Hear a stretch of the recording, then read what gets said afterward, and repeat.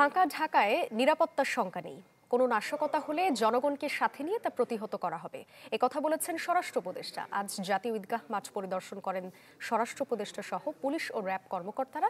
এদিকে পুরনো বাণিজ্য মেলা মাঠেও লক্ষাধিক মুসল্লির নামাজের প্রস্তুতি রাখা হয়েছে।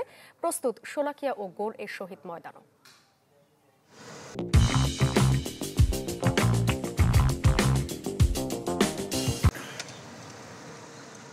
প্রতি বছরের মতো এবারও ঈদ জামাতের জন্য প্রস্তুত জাতীয় ঈদগাহ ময়দান।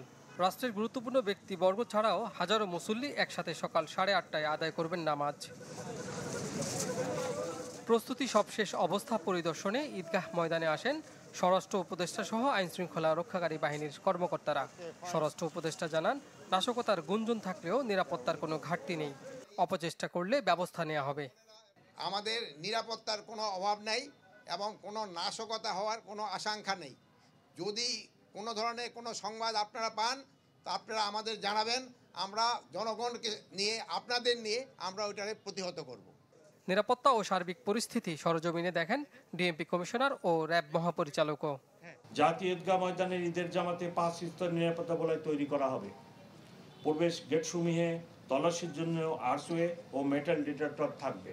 কোনো প্রকার ব্যাগ, ধারালো বস্তু, দাহ্য পদার্থ নিয়ে না আসার জন্য মুসল্লিগণকে অনুরোধ করা যাচ্ছে। কেন্দ্রীয় ঈদগাহ সহ সারা বাংলাদেশের যত বড় বড় ঈদগাহ আছে, এটি আপনার বিভাগীয় শহর, জেলা পর্যায়ে এবং উপজেলা পর্যায়েও আমাদের নিরাপত্তা বলয় থাকবে।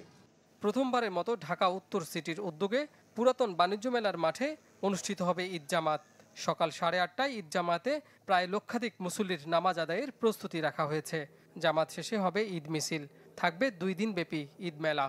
পুরো মিছিলের সামনে পুলিশের যেই প্যারেডের যে ঘোড়াগুলো আমরা দেখে থাকি, সেই প্যারেডের ঘোড়াগুলো সর্বপ্রথমে থাকবেন। তারপর আমরা 5 থেকে 8টি বড় শাহী ঘোড়া ঢাকার বিভিন্ন অঞ্চলে যে খুঁজে বের করেছি আমরা বাংলাদেশের বিভিন্ন জায়গা থেকে, সেই শাহী ঘোড়াকে আমরা সাজাবো, আমরা রেডি করে রেখেছি। এদিকে দেশের বড় ঈদ জামায়াতের জন্য প্রস্তুত কিশোরগঞ্জের ঐতিহাসিক শোলাকিয়া ময়দান।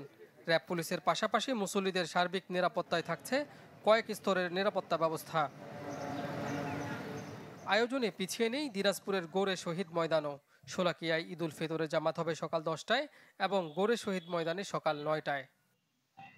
কাজী ফয়সাল, চ্যানেল 24, ঢাকা।